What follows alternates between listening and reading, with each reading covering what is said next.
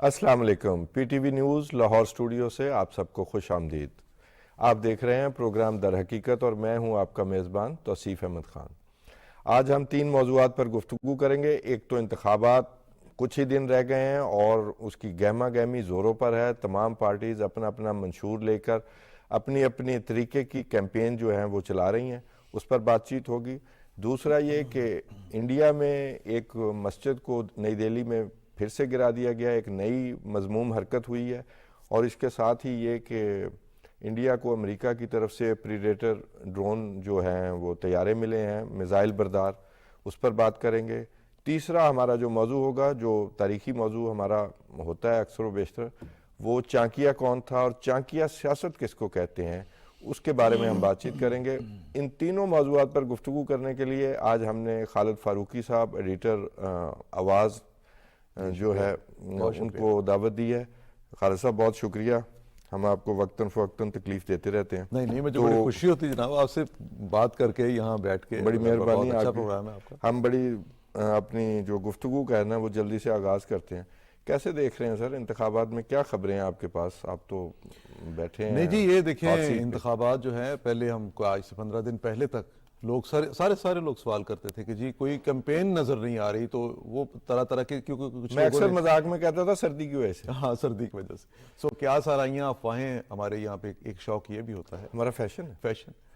और अब ये है कि अब सारे लोग कह रहे हैं कि जनाब पूरी गहमा गहमी है, लोग जो हैं वो सड़कों पर हैं, जलसे जुलूस हो रहे हैं, जो रिवायती जलसे पाकिस्तान में हुआ करते थे वही जलसे नजर भी आ रहे हैं। जी बिल्कुल। अच्छा, लेकिन वो जो हम समझते हैं कि कुछ चीज़ों की तब्दीली जहाँ पे लीडर खुद नहीं पहुँच पाते, एक्सेस उनकी और तरीके से भी। वो कल के सर्वे से फारूकी साहब वो भी सामने आ गया कि भी सोशल मीडिया जो है ना, जी वो टोटल जो इंटरनेट इस्तेमाल करने वाले हैं उनका भी सिर्फ 8% जो है, जो वॉइस ऑफ अमेरिका ने करवाया है, उनका भी सिर्फ 8% जो है वो सोशल मीडिया से इन्फ्लुएंस होता है। यानी ये जलसे जुलूस बहुत जरूरी है, बुनियादी चीज है। आपका कहने का मतलब ये है कि वो जो कीबोर्ड वॉरियर हैं वो एको चैम्बर है, बात आपकी ठीक है। ये बिल्कुल जो आप तो मेरे ख्याल पहले भी इसी बारे में रहे कि जनाब ये जो समझा जाता है ना कि सोशल मीडिया के जरिए एक तूफान और वो सोशल मीडिया की हद तक एक बात, उसको वहीं पे ये बात भी वहीं पे की जानी चाहिए, क्योंकि ये आप पब्लिक में रह के बात ना करें। लेकिन ये है कि पब्लिक जो है, हमारी पाकिस्तान की जो अवाम है, इनका पॉलिटिक्स पे बहुत इंटरेस्ट है, इनका सियासत में बहुत इंटरेस्ट है, और सियासतदानों में इनका बड़ा एतमाद और बिलीफ है। और ये मैं समझूं कि अगर आप देखें कि पूरे जनूबी एशिया में जो 3-4 ममालिक जहाँ पे जमहूरियत जो अपनी अपनी शक्ल में चल रही है, उसमें पाकिस्तान भी शामिल है। और डे 1 से पाकिस्तान के लोग इलेक्शन के प्रोसेस पर यकीन रखते हैं, बल्कि हम डेमोक्रेटिक प्रोसेस के थ्रू ही तो कायम हुए। बिल्कुल ये किसी को भूलना नहीं चाहिए कि इस तरह की चीजें जो हैं वो चलेंगी नहीं।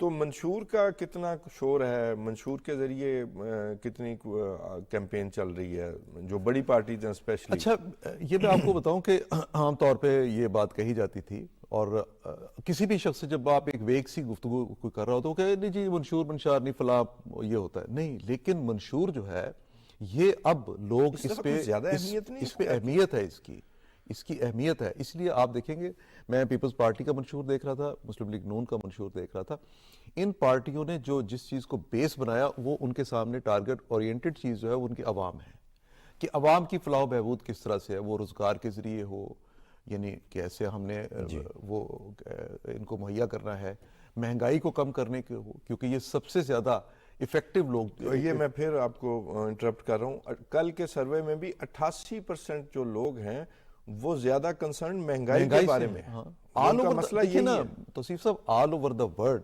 महंगाई एक ऐसी चीज है, वो अमेरिका में क्यों ना हो, जहाँ पे वसाइल बहुत ज्यादा लोगों के होते हैं, गवर्नमेंट्स जो हुकूमतें हैं वो सपोर्ट करती हैं अपने लोगों को, इसके बावजूद महंगाई एक बहुत अहम चीज होती है जिसके बारे में लोगों को तशवीश होती है। पाकिस्तान में तो इसके बारे में होनी भी चाहिए। आप पाकिस्तान देख ले, बांग्लादेश, इंडिया, कहीं भी चले जाएं तो महंगाई के बारे में ये बात होती है। पाकिस्तान में भी लोग महंगाई के बारे में बड़े परेशानी में रहे। पर एक बात जो मैं समझता हूँ कि कुछ लोगों ने एक तब्दीली भी आई है, लोगों ने कुछ रियलिटी को भी समझा कि ये महंगाई सिर्फ पाकिस्तान में नहीं है, बल्कि महंगाई ऑल ओवर द वर्ल्ड, ये महंगाई की एक फिनोमेना है, एक उसकी शरह बुलंद हुई, पाकिस्तान में भी हुई।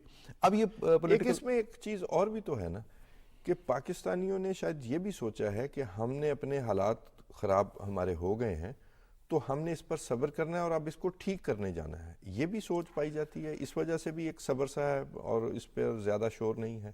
نہیں دیکھیے میں آپ کو بتاؤں پبلک پہ جتنا عوام پہ جتنا بوجھ ڈالا جانا تھا میرے خیال میں ہم نے بہت ڈال دیا. جی بہت اس سے زیادہ ہماری پولیٹیکل میرا سوال بھی یہی تھا کہ اس وجہ سے اتنا لیکن ریئیکشن آیا نہیں. نہیں ریئیکشن دیکھیں نا, ریئیکشن نہ آنے کی ریزنز بھی ڈیفرنٹ ہیں. لوگوں کو کچھ پاکستان کے ابتر معاشی حالات جس کرائسس میں ہم گزرے ہیں ان کا بھی احساس ہے. سو لوگوں میں اچھی ایک بات یہ آئی کہ وہ سڑکوں پر نکل کے جو ہلہ گلہ کرنا, جو جلسے جلوس اور مظاہرے توڑ پھوڑ کرنا, وہ اس پہ نہیں گئے. یہ ایک پازیٹیو چیز ہے, یہ اس میں یہ ہے. پر پھر اس کے باوجود یہ ہے کہ جو پولیٹیکل پارٹیز ہیں ان کے پاس میرے خیال کے مطابق, میں اس کو آخری موقع تو نہیں کہتا کیونکہ یہ بھی ایک آپ انتہا کی بات کرتے ہیں, پروسیس ہے, لیکن پولیٹیکل پارٹیز کے پاس یہ موقع ضرور ہے کہ وہ مہنگائی کو کم کرنے کے لیے کیا سوچ رکھتے ہیں, کیا پالیسی دیتے ہیں, کیا لائے عمل ہے. اور صرف نعرے نہیں, دعوے نہیں کہ ہم مہنگائی کم کر دیں. مہنگائی کیسے کم کر دیں گے؟ آپ اگر کہتے ہیں کہ جناب ہم اس مہنگائی کو پیچھے لے جائیں گے تو وہ انٹرنیشنلی کیونکہ مہنگائی ہے اور جو چیزیں جن کی قیمتیں بڑھ چکی ہیں آپ اس کو کم نہیں کر سکتے. سو جو پبلک ہے اس کو میرے خیال کے مطابق ریئلٹی بتائی جائے, حقیقت بتائی جائے, لوگ اس کو اور اس پہ کام کیا جائے. مہنگائی بہت بڑا ایشو ہے اور تمام پولیٹیکل پارٹیز کا سروے جو ہے نا, میں دیکھ کے حیران رہ گیا کہ سب سے بڑا ایشو جو پاکستانی عوام کے لیے وہ مہنگائی ہے اور باقی چیزیں سب اس کے بعد میں ہیں. اچھا اس میں انٹرسٹنگ ایک اور بات آپ سے بھی پوچھ لیتے ہیں آج. وہ جو ایک ہمارے کیمپین چلتی ہے سوشل میڈیا پہ, ہمارے اداروں کی بیشنگ ہوتی ہے, تو وہ سارا کچھ ہی جھوٹ ثابت ہوا. وہ آپ کے جو ہیں 74% جو لوگ ہیں, 74%, وہ انہیں اپنی پاک آرمی پر پورا اعتماد ہے. اچھا اسی ریشو کے حساب سے انہیں شفاف الیکشنز پہ اعتماد ہے, انہیں الیکشن ہونے پر اعتماد ہے, اپنی عدلیہ پر بھی اعتماد ہے, جوڈیشری پہ. کیا کہیں گے آپ؟ نہیں یہ میں تو پھر وہی بات ہے کہ جن لوگوں نے یہ کام کیا ہے, اختلافات دیکھیں پولیٹیکل پارٹیز کے اختلافات ایک دوسرے سے بھی ہوتے ہیں, وہ تو حسن ہوتا ہے, جوڈیشری سے بھی اختلاف ہوتا ہے, کسی اور ادارے سے بھی اختلاف ہو سکتا ہے کہ جناب ہمارے حق میں یہ فیصلہ نہیں ہوا, لوگ اعتراض کرتے ہیں اور اس میں عدالتیں بھی کچھ نہیں کہتی, عدالتیں اس میں کچھ نہیں. لیکن یہ جو ٹرینڈ شروع ہوا پاکستان میں آپ دیکھیں, وہ تو مجھے ایسے لگتا ہے کہ وہ بات بالکل صحیح ہے کہ ان بہت سے یہ جو ٹرینڈ جو شروع کرتے ہیں ان کا کہیں ہیڈ کوارٹر کہیں اور ہوتا ہے. جی بالکل. یا پھر کم از کم ان کی سوچ وہاں سے ضرور چلتی ہے, تحقیقات کے نتیجے میں سامنے بھی سوچ بھی وہاں سے چلتی ہے. اور ایک جیسی گفتگو, میں تو ابھی ایک سوشل میڈیا پہ نا ایک میں وہ جو ہمارے ایک دشمن ملک کا ایک ہے, وہ میں نام نہیں اس کا خود نہیں لے رہا, تو وہ جس طرح کی گفتگو میں نے اس سے سنی, جو گفتگو اس نے کی وہی لائنز جو تھیں وہ میں نے اپنے یہاں کا جو سوشل میڈیا کے ہمارے لوکل جو لوگ تھے, لائن آف ایکشن وہی تھی. سو یہ ایک بڑی تشویش والی بات ہے. پر اچھی بات یہ ہے کہ لوگوں کا ان چیزوں پر بھی ٹرسٹ کم ہے. پر وہ لوگ جو ینگسٹر, جو جنریشن پوری کی پوری جس طرح افیکٹ ہوئی ہے اس سے, وہ میرے لیے تشویش کی ضرور بات ہے کہ آپ نے بے شک اپنے حامیوں کو متاثر کر لیا, پر آپ نے کس چیز میں متاثر کیا؟ میرا بیٹا بھی اگر اس سے متاثر ہوتا ہے تو مجھے اس پہ بھی تشویش ہوگی کہ وہ کس لائن پہ چل نکلا. سو اداروں کے بارے میں, پاکستان کی بنیادوں کے بارے میں, پاکستان کی ریاست کے بارے میں کہ آپ کچھ تو چھوڑ دیں. آپ کو پتا ہے کہ وہ آرمی چیف کا ایک جو کچھ دن پہلے خطاب تھا تو اس میں انہوں نے کہا کہ پاکستان کی ریاست پر اعتماد جو ہے اس کو متزلزل کرنے کی کوشش کی جاتی ہے. سو یہ ایک بہت بڑی کانسپریسی ہے. یہ کانسپریسی جو ہے وہ دشمن ملکوں کی ایجنسیاں کیا کرتی ہیں. وہ تو ظاہر ہے نہیں کریں گے تو ہم انہیں دشمن کیسے سمجھیں گے؟ انہیں تو کرنا چاہیے. ہم نے بچنا ہے, ہم نے اپنے آپ کو سنبھال کے رکھنا ہے. بلاول بھٹو صاحب کی مہم لاہور میں کیسی چل رہی ہے؟ میرا خیال ہے کہ بلاول بھٹو کی مہم کو اس کو اپریشیٹ کیا جانا چاہیے. اب مجھے اس کے رزلٹ کا تو پتا نہیں ہے. میں نے کل ان کا وہ پوڈ کاسٹ ایک دیکھ رہا تھا تو انہوں نے اپنے منشور پر ہی بات کی. تو جیسا بھی ہم اختلاف بھی کر سکتے ہیں, لیکن وہ جب میزبان نے ان سے کہا جی آپ وہ 300 یونٹ کیسے دیں گے, تو انہوں نے اپنا منشور کھول کے بتایا کہ آپ نے میرا منشور پڑھا نہیں, میں نے طریقہ کار بھی بتایا. یہ ایک مثبت تبدیلی نہیں؟ دیکھیے توصیف صاحب, مسئلہ یہ ہے کہ پاکستان میں آپ کو پتا ہے کہ جب بھی کبھی بجلی کے نرخوں میں اضافہ ہوتا تھا نا, تو اس میں بتایا جاتا تھا کہ 100 یونٹ تک یا 150 یونٹ تک, 200 یونٹ تک یا 50 یونٹ, ایک بتائی جاتی تعداد کہ یہ لوگ اس سے متاثر نہیں ہوں گے. میرا اپنا بھی یہ خیال ہے, میرا یقین ہے کہ کوئی بھی حکومت اگر چاہے کہ ہم نے یہ کم آمدن والے جو لوگ ہیں ان کے لیے یہ پاکستان میں مراعات ان کو دینی ہے, یہاں ان کو سبسڈیز دینی ہے, تو یہ پاسبل ہے. مجھے اس میں یہ بالکل نہیں، پاکستان کے موجودہ جو معاشی حالات ہیں ان کو دیکھتے ہوئے یہ پاسبل ہے. مسئلہ صرف یہ ہے کہ آپ وہ اچھا یہ بھی بلاول بھٹو کا یہ ہے کہ ہم عمراء پہ ٹیکس لگائیں گے، ان پر بوجھ ڈالیں گے اور جو نچلا طبقہ جو ہے اس کو فیسیلیٹیٹ کریں گے. یہی اگر اپروچ جو ہے، یہ باقی پارٹیاں بھی یہ بات کرتی ہیں، لیکن عملی طور پر اگر آپ یہ کام کریں تو میرا نہیں خیال کہ آپ پاکستان میں پبلک کو قومی خزانے پر کوئی بہت بڑا بوجھ ڈالے بغیر، آپ عالمی مالیاتی اداروں کو ناراض کیے بغیر، کیونکہ ہم ظاہر ہے ہماری مجبوریاں بھی ہیں، ان کو ناراض کیے بغیر ہم یہ کام کر سکتے ہیں کہ اپنی جو لوئر طبقہ جو ہے اس کو فیسیلیٹیٹ کر سکتے ہیں. انہیں تو صرف مسئلہ یہ ہے نا کہ بھی آپ اپنے فنانسز پروڈیوس کریں، اپنے پیسے پروڈیوس کریں، ہمیں بتائیں کہ آپ کے پاس کتنے ہیں، اپنا ذر مبادلہ. بلکہ آپ کو یاد ہونا چاہیے کہ وہ آئی ایم ایف کی جو خاتون ایک تھی جو اس کی سربراہ تھی، ہاں جی پریزیڈنٹ تھی اس کی، انہوں نے کہا کہ مجھے پاکستان کے عوام کے حالات پر 3-4 مہینے 5 مہینے پہلے جب ہمارا چل رہا تھا نا ان کے ساتھ وہ نیگوسیشن چل رہی تھی، انہوں نے کہا ہمیں بڑی تشویش ہے، پر مسئلہ یہ ہے کہ پاکستان میں ٹیکس کلیکشن کا سسٹم ٹھیک نہیں ہے. جی اب بھی جو سب سے بڑا جو آج بھی گورنمنٹ نے انیشیٹو لیا ہے، جو انٹرم گورنمنٹ، یہ جو ہماری نگران حکومت ہے، تو اس میں انہوں نے وہ جو ریٹیلرز پر ٹیکس کی بات کی، تو اس کا مقصد یہ ہے نا کہ جہاں جہاں سے آپ اپنی کمائی کر رہے ہیں، چیز پر انہوں نے ٹیکس لگایا ہے؟ یہ نہیں ٹیکس نہیں انہوں نے لگایا، بلکہ یہ ہے کہ وہ انہوں نے ریٹیلرز جو ہیں جو اس وقت ٹیکس نیٹ سے باہر ہیں ان کے بارے میں یہ کیا کہ کس طبقے کو ٹیکس نیٹ میں لانے کی کوشش کی. میں سوال غلط کر گیا. نہیں، اس کے مطابق یہ ہوگا نا کہ آپ یہ پرچون فروش ہیں، پرچون فروش کسی گنتی میں نہیں آ رہے، جتنی بھی ان کی انکم ہے وہ کہیں ڈاکومنٹڈ نہیں ہوتی. اچھا فاروقی صاحب، یہ پرچون فروش نا نچلے لیول سے لے کر اوپر تک سارے پرچون فروشی. اچھا اس میں کیا ہے، اس میں آپ کو یاد ہونا چاہیے کہ رکھا گیا تھا کہ یعنی کہ 1 کروڑ روپے کی سیل کرتے ہیں تب بھی وہ پرچون فروشی. انہوں نے رکھا کہ جناب اس سائز کی دکان ہوگی، اب اس سائز کی دکان اگر وہ گولڈ کا کاروبار کرتا ہے تو اتنی سائز کی دکان پہ بھی آپ وہیں پہ ٹیکس اتنا ہی وصول کریں گے. لیکن اس کے بارے میں میرے اپنے خیال کے مطابق ابھی ایک جو دوسرا کام ہوا ہے وہ ہے جو ریفارمز کا ایف بی آر کے اندر. ابھی آپ اپنا ٹیکس کلیکشن کا سسٹم ٹھیک کریں، آپ کو پتہ ہونا چاہیے، آپ ٹارگٹ رکھیں یہاں سے ہم یہ ٹیکس وصول کر سکتے ہیں. اس پہ لڑائی جھگڑے والی بات نہیں ہے، سب لوگوں کو تھوڑا حب الوطنی سے سوچنا پڑے گا، ملک کو بچانے ان کے ساتھ چلیں. آپ نے اگر ابھی بچاتے رہے تو آپ خود ہی تنگ ہوں گے، پریشانی سب کو. لیکن میں جو اس میں توصیف صاحب جو اہم بات ہے وہ یہ ہے کہ ہمارے یہاں کہا جاتا ہے کہ ہم یہ فیسیلیٹیٹ یہ کریں گے. اچھا یہ بھی کہا جاتا ہے کہ ہم اپنی برآمدات بڑھائیں گے، پر مجھے یہ ابھی تک سمجھ نہیں آ رہی کہ آپ اپنی برآمدات کیسے بڑھائیں گے. آپ کے پاس کیا سکلڈ لوگ ہیں؟ کیا آپ نے جو نئے جو جہاں سے آپ، میں دوسرے لفظوں میں کہوں کہ آپ ڈالر کماؤ سکل جو ہے وہ ڈالر کماؤ پتر آپ کے پاس ہیں، مشینیں آپ کے پاس ہیں.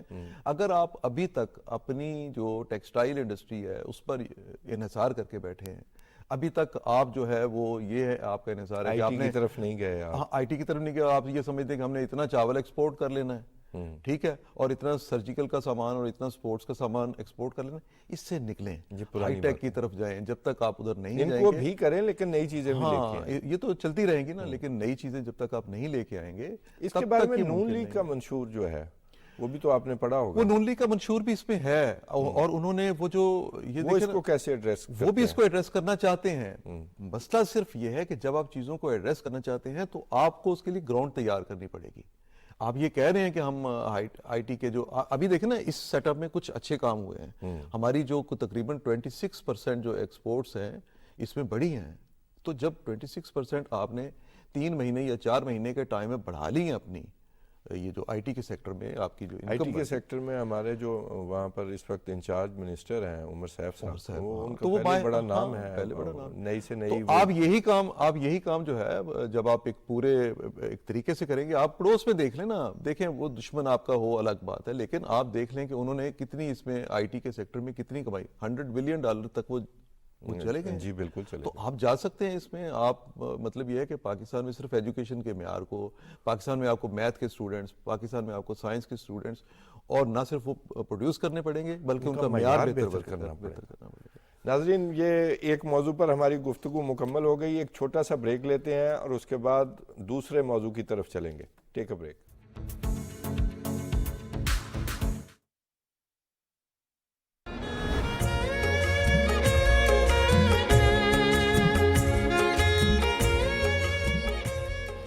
پانچ فروری یوم یکجہتی کشمیر. تمام پاکستانی عوام بشمول تمام ادارے پولیٹیکل پارٹیز کشمیریوں کے ساتھ یہ یکجہتی کے طور پر منا رہے ہیں کشمیریوں کا جو موقف ہے وہ رائٹ ٹو سیلف ڈٹرمنیشن ہے اکارڈنگ ٹو UN ریزولوشنز. ہم آج تک اسی چیز کو آگے پروموٹ کرتے آئے ہیں. اب کشمیریوں کے لیے یہ چیز باعث فخر ہے کہ ہم اپنی رائٹ ٹو سیلف ڈٹرمنٹ جو کہ ایک جینیون جو مومنٹ ہے جس کو اقوام متحدہ اور عالمی اداروں نے تسلیم کیا ہوا ہے اس کے لیے جدوجہد کر رہے ہیں. ایک دن انشاءاللہ وہ ضرور آئے گا کہ کشمیر جو ایجنڈا کے تحت پاکستان کا نیچرلی ایک حصہ ہے وہ مکمل تکمیل کی طرف پہنچ جائے گا.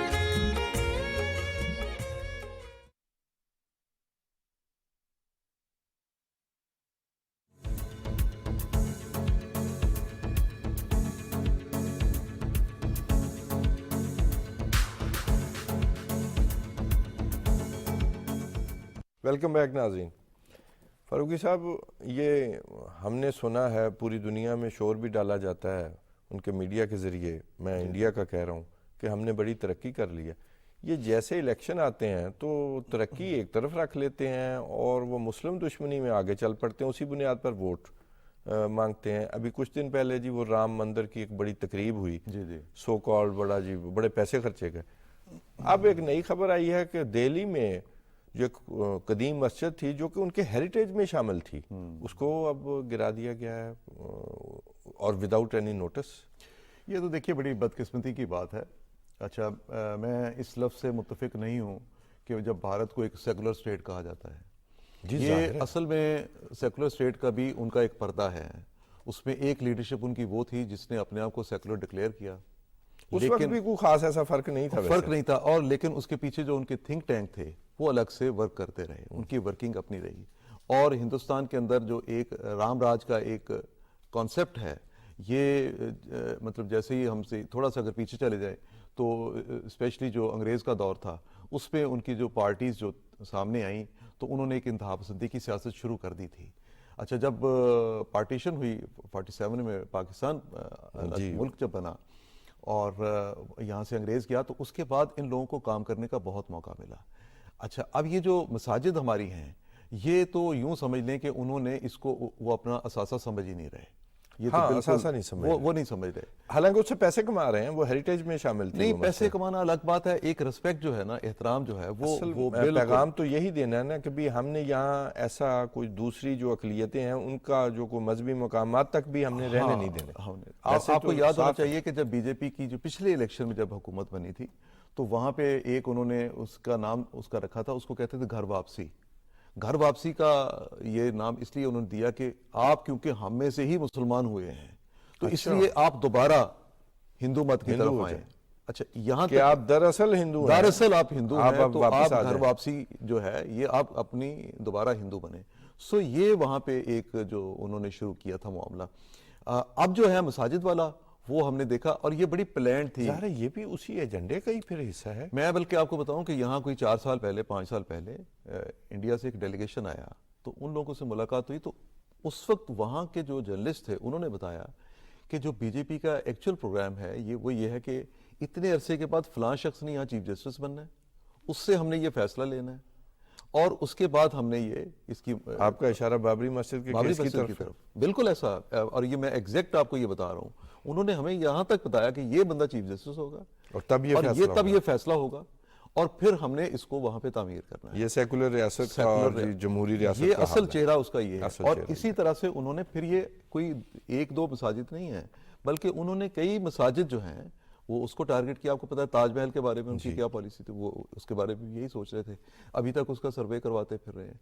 وہ جو مشہور ان کے باقی علاقے ہیں جس کو متھرا کاشی وغیرہ جو بھی وہ جگہوں کے ہیں ان کی، تو وہاں مساجد اور اس کے علاوہ کئی اور علاقے. لیکن انٹرنیشنل میڈیا نے بھی اس کو پازیٹیولی نہیں لیا. انہوں نے اس کو ہائی لائٹ کیا ہے، الجزیرہ چینل نے بھی، بی بی سی نے بھی، سب نے، کہ یہ مسلمانوں کے اب جو ہیریٹیج والی چیزیں ہیں ان کو بھی برداشت نہیں کر پا رہے. یہ بیسیکلی توصیف صاحب اس میں سمجھتا ہوں کہ امریکن انتظامیہ جو ہے اس کا بنیادی قصور ہے. آپ کو پتہ ہے کہ ابھی جو 15 دن مہینہ پہلے جو ان کی جو انہوں نے جو رپورٹ دی ممالک کے بارے میں کہ مذہبی آزادی کے بارے میں، انڈیا کو اس میں کلین چٹ دے دی تھی.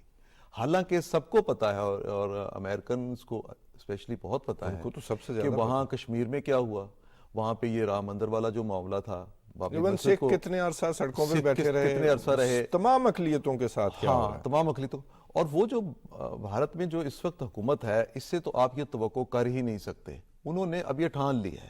اس میں تو یہ ہے کہ آپ نے ایک پالیسی کیسی بناتے ہیں، آپ مسلم ورلڈ کو کس طرح ساتھ لیتے ہیں. اور مسلم ورلڈ سے بھی زیادہ میں آپ کو یہ کہوں کہ مسلم ورلڈ کو جب تک ویسٹ کا ساتھ نہیں ملتا تب تک آپ نہیں روک سکیں گے انڈیا کو. جی وہاں پہ جو بھی کام وہ کرنا چاہیں گے وہاں پہ ہوتا جائے گا. اور انڈیا والے جو اس وقت ان کی لیڈرشپ ہے وہ مذہب کے سہارے پہ وہ یہ الیکشن جیتنا چاہ رہی ہے. میں نے یہی عرض کی نا کہ ترقی اتنی کی ہے سو کال کہ جی ہم بہت ترقی کر گئے، اور نظر بھی آتی ہے، ہمیں اس پہ کوئی اعتراف میں کوئی مشکل نہیں ہے. لیکن جب الیکشن ہوتا ہے تو یہی مذہب، یہی اقلیتوں پر ظلم اور یہ سارا کچھ دکھا کے لوگوں کے جذبات جو ہے وہ انگیخت کر کے اور وہ اس سے ووٹ لیے جاتے ہیں. تو اسی صاحب 20% انڈیا کی پاپولیشن جو ہے وہ مسلم ہے. جی مسلمانوں کی تعداد اتنی ہے. اور وہ یہی اچھا بہت وہ بڑا مسئلہ ہے. 16% اس کو کہتے ہیں، لیکن ایکچولی جو ہے وہ 20%. 20%.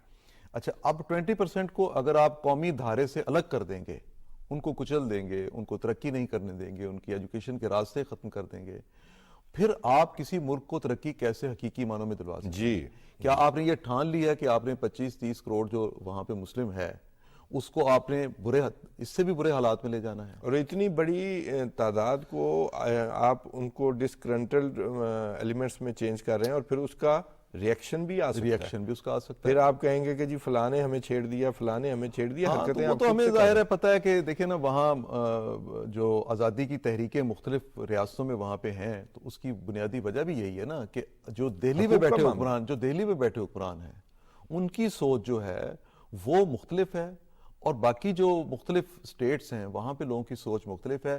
جو انتہا پسند ہندو ہے اس کی سوچ مختلف ہے. اچھا اور اس میں اچھے لوگ بھی ہیں، کوئی شک نہیں اس میں کہ اچھے لوگ وہاں پہ نہیں ہوں سر گے. انتہا پسندی میں کیسے اچھے لوگ ہو نہیں سکتے اس سے ہٹ کے میں بات کر رہا ہوں، اس انتہا پسندی سے ہٹ کے میں بات کر رہا ہوں کہ وہاں اچھے لوگ بھی ہیں. لیکن جو انتہا پسندی کی سوچ کا غلبہ جس طرح سے آ گیا، آپ تو دیکھیں نا کہ جو راہل نے جو ابھی جو ریاستی انتخابات تھے وہاں جو کمپین شروع کی، تو راہل نے بھی اپنا حلیہ بالکل وہی کر لیا تقریباً. کرنا پڑا تو مجبوری. چلے اچھا انہوں نے بھی اپنا چوگا اتار لیا، اور وہ جیسے سوشل میڈیا پہ بھی بدماشی فلاں چیز نہیں چل سکتی. اب انڈیا کا یہ بھی ہے کہ مارکیٹ ہے جی، فیس بک فلاں چیز نہیں چلا سکتا، بس وہ اپنی فلاں دیکھنا چلا اس سکتا. بلیک میلنگ، وہ اپنی ان کی بلیک میلنگ ہے، اس بلیک میلنگ کی وجہ سے یہ سارا کچھ انہوں نے جو جیسے آپ نے کہا امریکہ سے ویپنز کا ان کا یہ میں ابھی اسی موضوع کی طرف آنے لگا ہوں. ادھر یہ سارا کچھ ہو رہا ہے، لوگوں کی مذہبی آزادیاں سلب ہو رہی ہیں، اور دوسری طرف جناب ہمارے جنگی عزائم ہیں کہ وہ سنبھلنے نہیں پا رہے. ابھی امریکہ سے کوئی 31 جو ہیں ڈرون پریڈیٹر میزائل بردار وہ طیارے ملنے جا رہے ہیں. اور کیا ان کا استعمال ہے اور کیا ان کا معاملہ ہے؟ میرا اپنا یہ خیال ہے کہ اس حقیقت کو پاکستان کو اچھی طرح سے، پاکستان کے ہر شخص کو سمجھ لینا چاہیے کہ امریکہ کے ساتھ جو آپ کی ریلیشن شپ ہے وہ اس لیول کی اب نہیں رہی جس طرح کی انڈیا اور امریکہ. انڈیا کو انڈو پیسیفک جو پالیٹکس ہے وہاں پر استعمال کرنا چاہتے ہیں. وہ وہیں پہ دیکھیں نا ان کو انہوں نے جو بحیرہ عرب ہے اس میں سارا ان کے حوالے کر دیا ایک طرح کا. اور بیسک انڈیا نے بھی اپنی سیاست یہ کیا کہ انہوں نے بتایا کہ چائنا کو مقابلہ کرنے کے لیے ہم ماہرین یہی کہہ رہے ہیں کہ یہ چائنا کے لیے دیے جا رہے ہیں، اور لداخ میں بھی. لیکن یہ ہے کہ دیکھیے وہ ایک انٹرنیشنل کھیل ہے وہ اپنی جگہ پہ، لیکن بنیادی طور پہ اس کا پاکستان کو کتنا نقصان ہوتا ہے، طاقت کا توازن یہاں کتنا ڈسٹرب ہوا ہے، اس کا میرے خیال کے مطابق شاید امریکہ کو اس وقت احساس نہیں ہو رہا. لیکن انڈیا کے اپنے عزائم میں نے آپ کو اچھا میرا نہیں خیال کہ امریکہ کو احساس نہیں ہے، میرا خیال ہے کہ ان کے مفادات اب اس سائڈ پہ چل پڑے ہیں.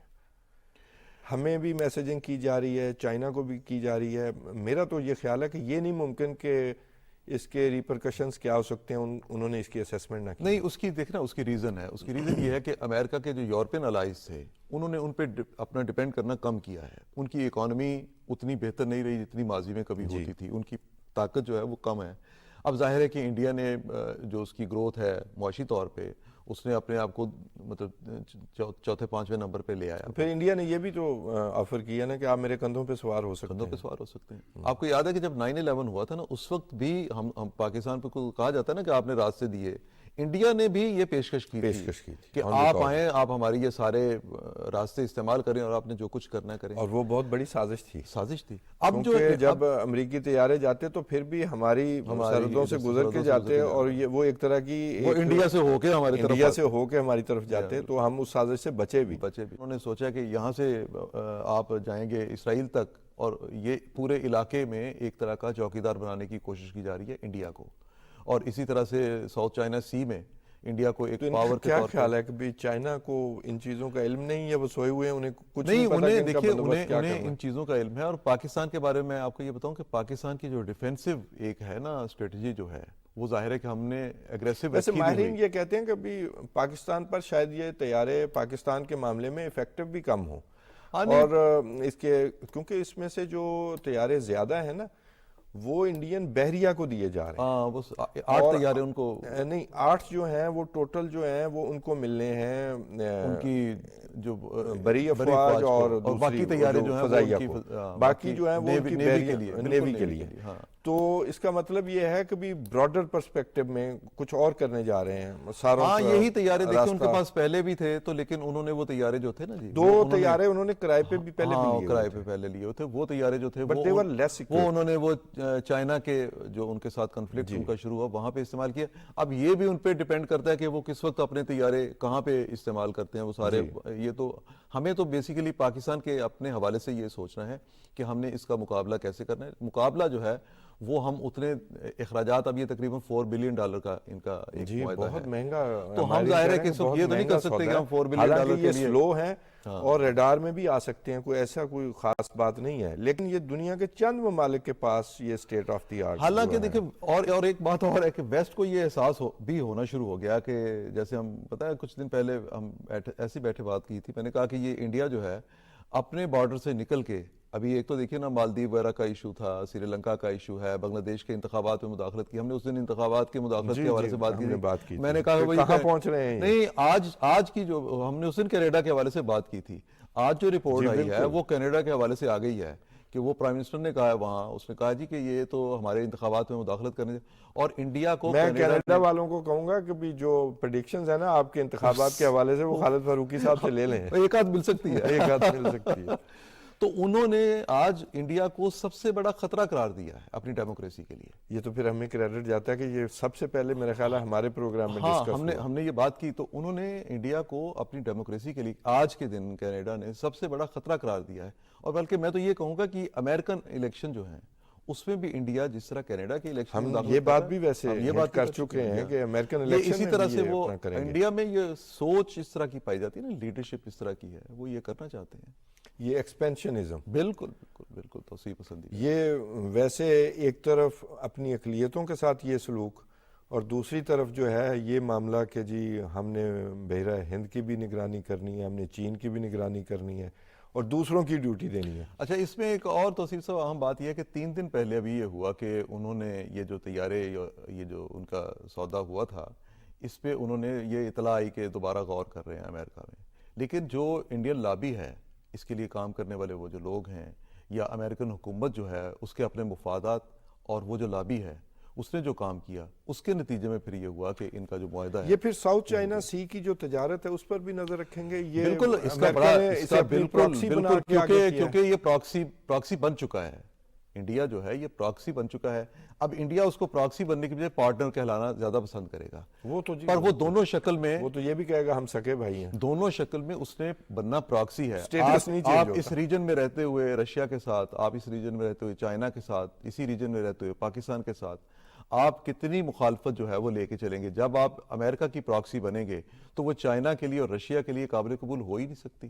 اسی طرح پاکستان جب آپ دوسروں پر اعتراض کرتے ہیں کہ جی ان کے ہمسائے جو ہیں وہ ان سے سیٹسفائیڈ نہیں ہیں، تو آپ سے تو کوئی بھی سیٹسفائیڈ نہیں ہے، کوئی بھی، آپ چاروں طرف سے ہر بندہ آپ کی ہیجمونک ڈیزائن سے جو ہے وہ پریشان ہے۔ فاروقی صاحب ایک چھوٹا سے بریک کا وقت ہوا چاہتا ہے، ناظرین بریک کے بعد ہم حاضر ہوتے ہیں اور تیسرے اپنے سیگمنٹ کی طرف بڑھیں گے۔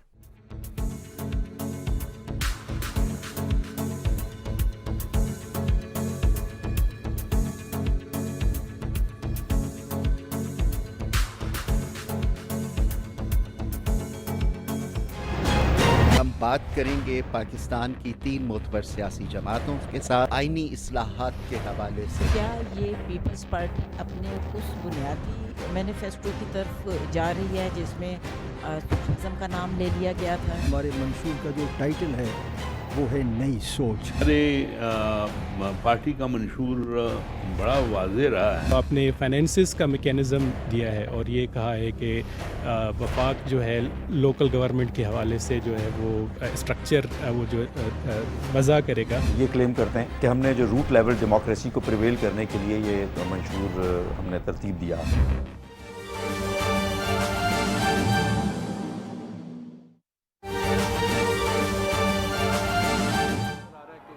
ڈیفینیٹلی یہ اس پوری علاقے کے لوگوں کے لیے بہت بڑی بلیسنگ ہے۔ اس طرح کے مال میں آپ کو بتاؤں یورپ میں ضرور ملتے ہیں یا امریکہ کی کچھ اسٹیٹس میں، پاکستان میں اس سٹائل کا، اس ڈیزائن کا یہ منفرد مال ہے جو پہلا پاکستان میں ہے۔ یہ مجھے سی بی ڈی سے بڑی امید ہے کہ یہ اس کو ایک انٹرنیشنل لیول کی آرگنائزیشن کی طرح چلائے گی، کیونکہ انہوں نے آگے بہت سارے مال اور چلانے ہیں، اور یہ مال چلے گا تو وہ باقی مال بھی چلیں گے۔ تو ونس اگین سارے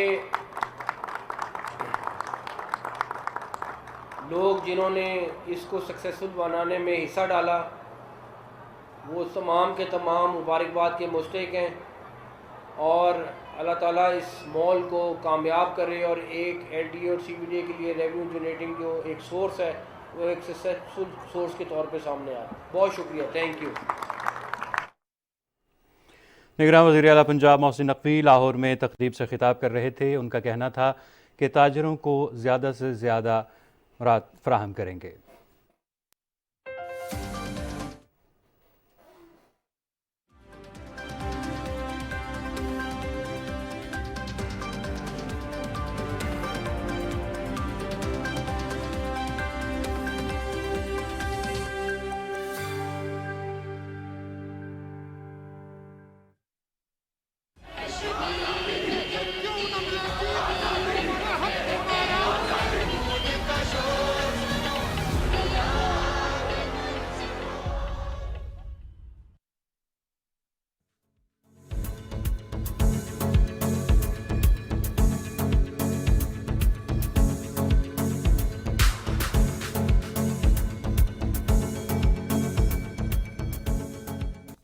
ویلکم بیک ناظرین۔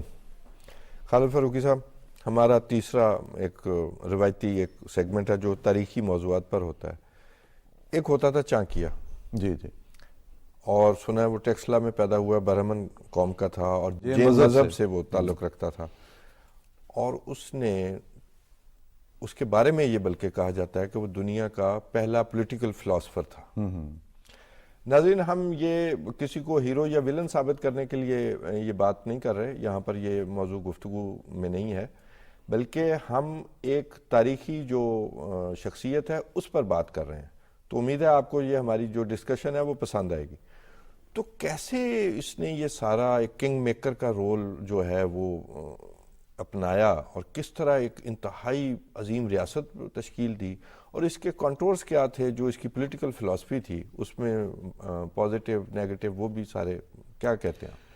دیکھیے، اس شخص کا جو بھی کریکٹر ہمارے سامنے آتا ہے اس میں بنیادی چیز یہ ہے کہ ایک بندہ جس کی کوئی بیس نہیں ہے، جو ایک غریب خاندان سے تعلق رکھتا ہے جی، اور اگر اس کو کسی جگہ پہ ایکسیپٹ نہیں کیا گیا تو اس نے اس کا بدلہ کیسے لیا؟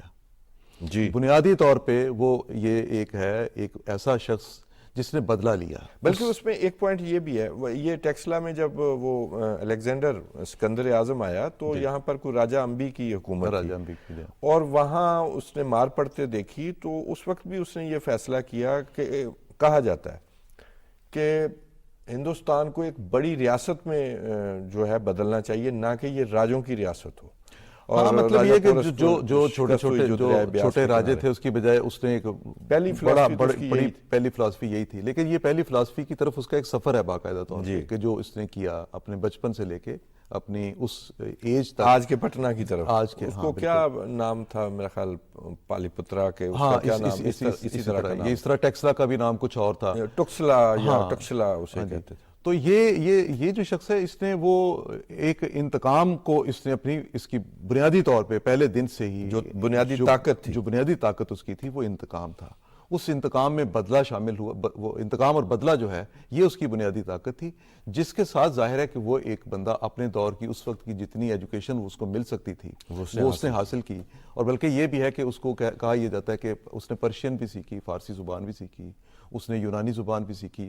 ظاہر ہے یہ زبانیں سیکھنے کا مقصد وہ علوم حاصل کرنا بھی تھا, تو اس نے علوم بھی حاصل کیے اور اس نے اپنے آپ کو ایک ایسا شخص ثابت کیا جو حقیقی معنوں میں گرو کہلا سکتا. بلکہ اس سے پہلے اس نے یونانیوں کو جو یہاں پر رہ گئے تھے, جن کے وہ یہاں راجے بنے بیٹھے تھے, تو وہ چندر گپت موریہ کے ذریعے اس نے ان ساروں کو فتح کیا. باقی جنگ تو وہ جو نندا خاندان ہے اس کے ساتھ بعد میں ہوئی.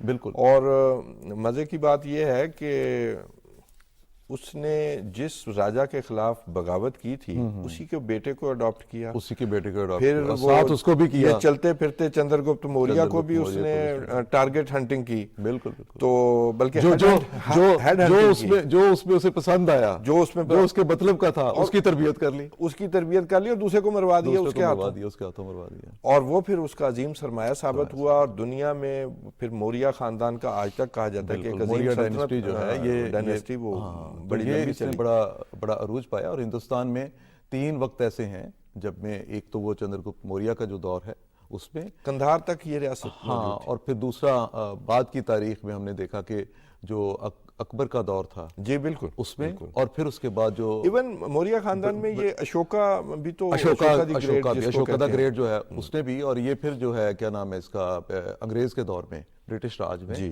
پھر یہ ہندوستان جو ہے وہ اس شکل میں سامنے آیا. لیکن اس دور میں اتنا بڑا مطلب 2400 سال پہلے, 2400 سال پہلے یہ فلسفی سامنے آئی تھی. یہ فلسفی سامنے آئی کہ آپ ایک عظیم تر ریاست جو ہے وہ بنائیں. اور آج کا بھی میں سمجھتا ہوں کہ جو اس کے نیگیٹو اس کی سوچ جو تھی, یا جو اس کی تعلیمات میں سے جو نیگیٹو پہلو ہے, وہ آج کی جو بھارتی جو حکمران جماعت ہے, یہ ایکچولی یہ اس کی وارث بن گئی ہے. جی جواہر لال نہرو جو ہے وہ بھی اسے گرو مانتے تھے. اور یہ جو اب تو میرا خیال ہے تمام جو منفی پہلو تھے اس کی جو فلسفی کے, وہی سارے اڈاپٹ کیے ہوئے ہیں. لیکن اس کے کنٹورز کیا تھے جو اس نے اپنی کتاب جو ہے مشہور کتاب ارتھ شاستر, اور اس وقت لکھی گئی یہ کتابیں میرے خیال 150 باب تھے جب کاغذ نہیں ہوتا تھا, سیاہی نہیں ہوتی تھی. تو اس کے کنٹورز کیا تھے, کیا پالیسی اس نے اقتصادیات پہ بھی بات کی. جی اس نے اقتصادیات پہ بھی بات کی, اس نے اسٹیٹ کو کیسے رن کرنا ہے اس پہ بھی بات کی. بنیادی طور پہ اس کا یہ جو فلسفی تھی وہ یہ تھی کہ اقتدار حاصل کیسے کرنا ہے, اور اپنے راستے میں جو بھی رکاوٹ آتی ہے اس کو آپ نے کس طرح ایلیمینیٹ کرنا ہے. ان 2 مقاصد کو حاصل کر کے اس نے میرے اپنے خیال کے مطابق جو اسٹیٹ قائم کروائی, اس میں اچھے کام بھی یقینی طور پہ ہوئے, لیکن اس نے جو راستہ دیا حکمرانوں کو, یا جو اس نے فلسفی دی ہے نا, خاص طور پر وہ کرائے کے قاتل بھی رکھنے والا کہ راجوں کو, اپنے دشمن کو کرائے کے قاتل کے ذریعے دشمنوں کو مرواتا تھا. ابھی راہ بھی پکڑی گئی ہے. چلے ہم اور طرف نکل جائیں گے. نہیں, بیسیکلی آپ اور طرف نہیں نکل جائیں گے, بلکہ یہ وہی ایک ایجوکیشن جس کو آپ اس کی آپ عملی شکل دیکھنا چاہتے ہیں تو پھر آپ اس میں دیکھ سکتے ہیں کہ یہ اس وقت کیا وہاں پہ ہو رہا ہے. سو یہ جو اس کے جو فلسفی ہے نا جی, جو اقتدار کے حوالے سے ہے, یہ بنیادی طور پہ اس نے انٹروڈیوس کروائی, اور اسی کے ذریعے اس نے, اور وہ جو ٹارگٹ ہنٹنگ کر کے جو ایک لیڈر پیدا کرنا, ہیڈ ہنٹنگ کہہ لیں اسے, ہیڈ ہنٹنگ, معزز لفظ یہ ہے, تو وہ بھی اس نے کام کیا. مقصد یہ ہے کہ اس کے راستے میں جو چیز اس نے یہ باقاعدہ طور پہ فلسفی یہ دی کہ آپ کے راستے میں جو چیز آئے اس کو ختم کرتا. اچھا, ایک جو اس کا پازیٹیو بھی پہلو ہے کہ اس میں اس کے نظام میں جو اس نے سوچا, اس میں ڈیولوشن بھی اس وقت کے حساب سے نظر آتی ہے کہ جو گاؤں کی سطح کا جو سرپنچ ہے وہ سزا بھی دے سکے گا, وہ لوگوں کے معاملات, پل, سڑک, یا وہ جو اس وقت کی سہولیات ہے اس کے بارے میں بھی آگے اپنی رائے دے سکے گا. اس کی جو تعلیمات, میں اس کو ذرا تھوڑا سا ہم اپنے طور پہ لفظ استعمال کریں, لیکن اس کی جو ہے اس میں بنیادی طور پہ عوام, اس کی فلسفی جو ہے اس میں سماجی حوالے سے بڑی چیزیں ہیں. عوام کی فلاح و بہبود اس نے بڑا زور دیا, اور اس کے علاوہ نہ صرف اس دور میں, میں سمجھتا ہوں کہ شاید آج کے انڈیا کو یا کسی بھی ملک کو اس چیز کو تھوڑا سا ضرور لینا چاہیے. خواتین کے بارے میں, خواتین کے حقوق کے بارے میں اس نے اس بارے میں بہت توجہ دی, اور پبلک کی ویلفیئر, اس کا یہ خیال تھا کہ پبلک کی ویلفیئر ہونی چاہیے. پبلک کو اگر آپ مطمئن رکھتے ہیں, اس پر وہ زور دیتا ہے کہ آپ کا وزیر خارجہ ہونا چاہیے, وزیر اعظم ہونا چاہیے, وزیر تعمیرات ہونا چاہیے, وزیر دفاع, اور میرا خیال ہے کہ وہ کہتے ہیں ایک اسیسمنٹ کے مطابق کہ 6 لاکھ سے اوپر فوج تھی اس وقت چندر گپت موریہ کی, لیکن اس وقت یہ ممکن ویسے نظر نہیں آتا, لیکن چلیں اس وقت کی سب سے بڑی فوج تھی اس کے پاس. ہاں, ہندوستان میں کیونکہ آبادی دیکھیے, ہندوستان کی آبادی جو تھی بہت زیادہ تھی, فوجوں کا جو ایک اجتماعی فوج جیسے ہوتی ہے یہ کانسیپٹ اس وقت بھی نہیں تھا, اور اس کے بہت عرصہ بعد تک بھی نہیں رہا, بلکہ اگر وہ اس وقت ہوتا تو بعد کے حکمران بھی اس کو رکھتے. حکومتوں کے پاس جو بادشاہ ہوتے تھے, بعد میں جو بادشاہ آئے, ان کے پاس مختلف علاقوں سے آنے والے جو لوگ تھے وہ اکٹھے ہو کے ایک فوج بنتی تھی, تشکیل پاتی تھی اپنی ضرورت کے وقت. آپ کہہ رہے تھے نا عورتوں کے حقوق کے بارے میں, تو عورتوں کے حقوق کے ساتھ ساتھ وہ ذات پات کے معاملے میں بڑا فنیٹک تھا, اور وہ جو ایک کلاس سسٹم تھا, برہمن, کھشتری, ویش, شودر, تو وہ یہ کہتا تھا کہ حکمرانی کے لیے یہ کھشتری اور مذہب کو سنبھالنے کے لیے وہ برہمن ہے, اور اس کے ساتھ ہی وہ یہ بھی کہتا ہے کہ راجہ کو مذہب کا, دھرم کا یا کسی اور کتاب کا اپنی حکومت کے معاملے میں دھیان نہیں کرنا چاہیے, اپنے مفادات کو دیکھنا چاہیے.